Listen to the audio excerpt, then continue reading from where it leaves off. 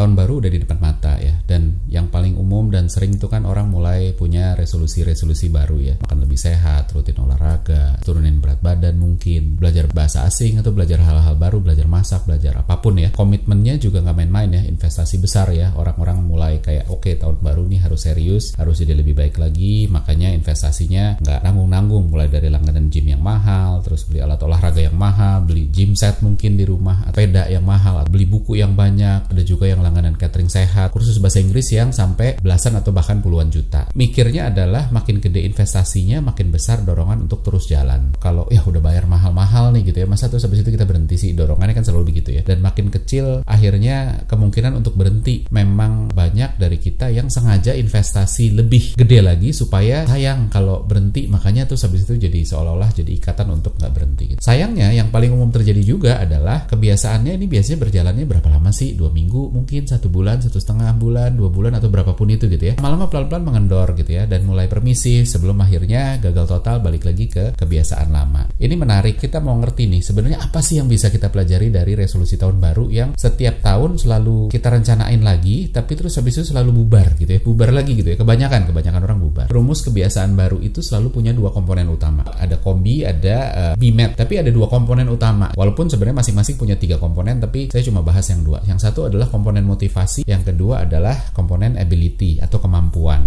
Nah, sebenarnya ini ada satu komponen lagi ya kayak tadi saya bilang gitu, tapi nggak perlu kita bahas karena biasanya kalau 2 komponen ini aja kita udah bisa cover, udah deh sebagian besar harusnya akan baik-baik aja. Start dari yang motivasi dulu. Motivasi ini kan sebenarnya jadi dasar segala sesuatu berangkat dari motivasi. Kenapa sih kita mau ngelakuin ini? Dan makin gede motivasi, makin besar pula alasan untuk stick dengan kebiasaan baru tadi. Tapi motivasi juga ada 2 jenisnya. Ada ekstrinsik yang dari luar dan ada intrinsik yang dari dalam. Yang dari luar contohnya adalah olahraga buat ngurusin badan karena pengen PDKT. Itu kan dari luar. Karena ada faktor luarnya yaitu gue pengen PDKT nih, ada gebetan baru, atau gue les bahasa Inggris untuk supaya bos gue ngelihat gue seseorang yang bisa dipercaya, terus habis itu gue naik pangkat, naik gaji dan sebagainya. Itu kan dari luar. Cukup bisa menggerakkan juga dan cukup bisa bikin kita improve walaupun bukan yang ideal. Ini resikonya. Kalau sumber motivasinya mengecewakan, maka motivasinya luntur dan kebiasaannya habis itu hilang. Misalnya tadi gitu kan, olahraga buat PDKT gitu. Di tengah jalan terus habis itu yang lagi di PDKT ini ternyata udah jadian sama sebelah. Terus buat kita kan kayak udahlah, kelar lah, buat apa lagi gitu. Terus akhirnya kita memilih untuk yaudah deh berhenti. Atau yang tadi di kerjaan juga sama, tiba-tiba bosnya ganti atau bosnya nyebelin gitu ya.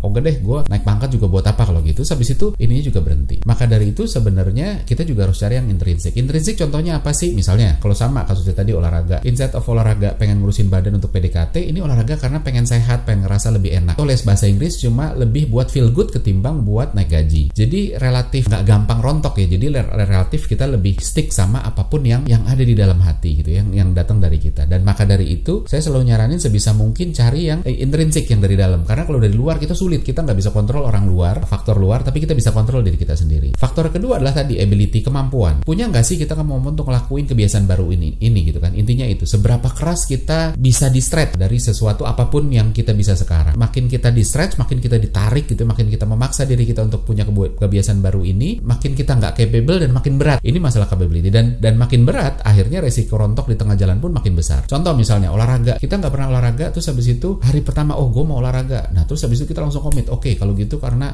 PDKT-nya serius banget nih, gue mau cepet, maka gue langsung olahraga lari 2 jam dengan speed yang tinggi gitu kan, di treadmill dan elevasinya juga tinggi, which akhirnya kita nggak punya capability-nya karena nggak biasa. Atau les bahasa Inggris biar cepet, udah deh gue akan luangin waktu 6 jam sehari, pulang kantor akan langsung terus sampai malam, sampai tidur belajar bahasa Inggris. Apakah kita punya ability-nya? Belum tentu, apalagi kalau kaget gitu. Jadi harus diatur, jangan ambil yang terlalu drastis, kalau enggak nanti akan rontok dan menggerus motivasi karena sebegitu beratnya. Terus habis itu kalau ngomongin soal resolusi tahun baru, satu hal yang kita pelajarin adalah seringkali itu kita butuh momentum ya dalam banyak hal. Sayangnya momentum pun juga punya dilema. Tahun baru itu kan momentum ya, kayak kalau mau les bahasa Inggris kenapa harus nunggu tahun baru sih? Kalau mau ngurusin badan, mau lebih sehat, kenapa harus nunggu tahun baru, kan kasarnya gitu ya. Tapi di satu sisi kita kasih booster motivasi ya. Jadi momentum ini memang kasih booster. Wah, pas nih tahun baru, waktunya mulai sesuatu yang baru. Jadi gue mau jadi yang lebih baik, atau ada tambahan motivasi untuk mulai karena ada faktor momentum itu tadi. Tapi di sisi lain kita juga harus lihat bahwa si momentum ini juga menggelembungkan motivasi ke level yang kita tidak mengenal dengan benar. Ini menutupi titik normalnya. Maksudnya gini, misalnya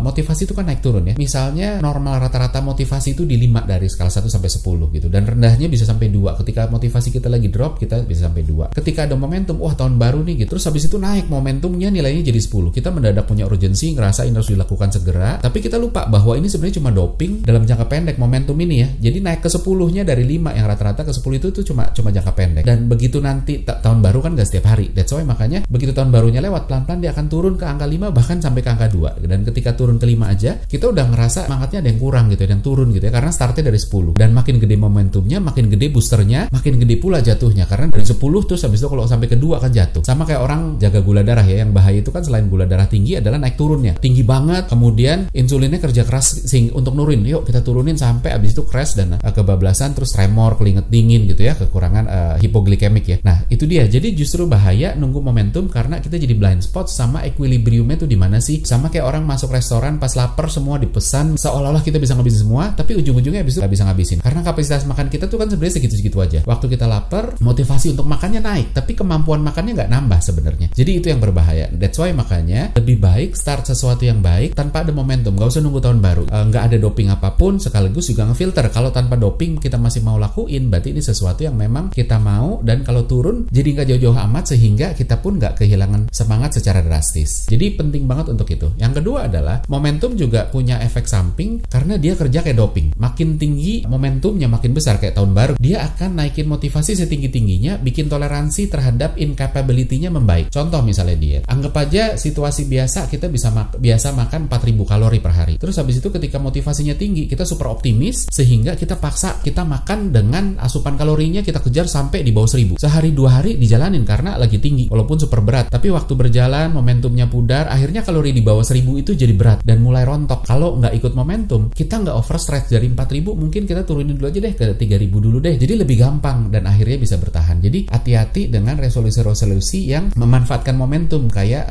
resolusi tahun baru ini. Itu yang justru akhirnya kenapa that's why makanya seringkali orang gagal. Yang kedua adalah motivasi dan ability itu perlu dibalance kan. Jadi motivasi itu naik turun, ada kalanya naik, ada kalanya turun. Sementara ability, kemampuan itu flat segitu-segitu aja. Kalaupun naiknya itu bertahap, bukan naiknya naik turun kayak si ini juga. Dan ini yang bahaya karena motivasi seolah-olah berpengaruh ke ability. Ketika motivasi tinggi maksudnya, mendadak kita jadi lebih bisa ngelakuin banyak hal. Bener sih gitu ya, tapi cuma sesaat, nggak tahan lama. Artinya bukan ketika motivasi tinggi lalu ability-nya ikut naik. Tapi sebenarnya yang bener tuh motivasi tinggi itu nurunin toleransi terhadap pain. Jadi waktu kita melakukan sesuatu yang berat kan painful buat kita. Ketika motivasinya tinggi, toleransi kita terhadap painnya tuh naik. Kita jadi lebih bisa mentolerir pain. Ability-nya sebenarnya segitu-segitu aja gitu. Dan kalau nggak bisa ya sakit, capek, berat, apapun yang kita lakuin. Tapi motivasi tinggi bikin kita lebih bertoleransi sama sakitnya. Makanya kita bertahan, bukan ability-nya naik. Makanya begitu motivasinya mulai turun, mendadak kita juga jadi nggak sanggup. Karena bukan ability-nya yang turun, tapi toleransinya yang turun terhadap pain itu tadi. Maka dari itu, habitnya harus dibikin bertahap. Start small dulu, biar nggak ngerasa berat, sampai nyaman baru dinaikin. Terus karena basically motivasi itu penawar pain, dan kalau new habitnya terlalu berat, maka pain gede itu butuh motivasi gede. Sementara kita tahu motivasi naik turun. Motivasi itu nggak bisa terus-terusan gede, pasti naik turun. Jadi better